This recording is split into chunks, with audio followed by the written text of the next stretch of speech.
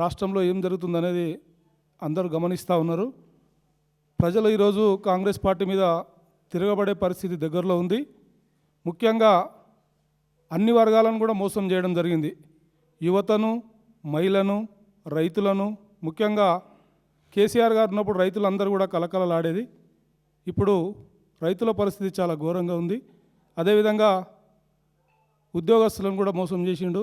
అదేవిధంగా నిరుద్యోగులను కూడా మోసం చేయడం జరిగింది. వీటన్నిటిని కూడా ప్రజలు గమనిస్తూ ఉన్నారు.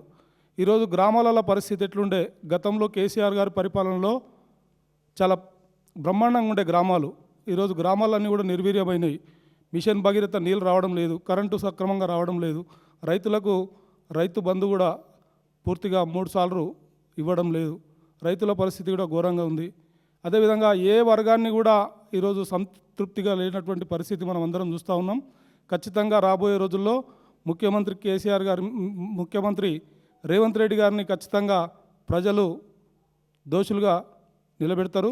రాబోయే రోజుల్లో ఇప్పుడు ప్రజలందరూ కూడా కోరుకుంటా ఉన్నారు, కేసీఆర్ గారి పరిపాలనలో ప్రజలందరూ సుఖ సంతోషాలతో ఉన్నారు, అన్ని వర్గాలు కూడా సుఖ సంతోషాలతో ఉన్నారు. ఇప్పుడు రేవంత్ రెడ్డి గారి పరిపాలనలో ఎంత ఇబ్బంది పడుతారో ప్రజలందరూ గమనిస్తూ ఉన్నారు. ఖచ్చితంగా రాబోయేది కేసీఆర్ గారి పరిపాలన. కేసీఆర్ గారి కోసం ప్రజలందరూ కూడా ఇప్పుడు ముందున్నారని చెప్పి తెలియజేసుకుంటూ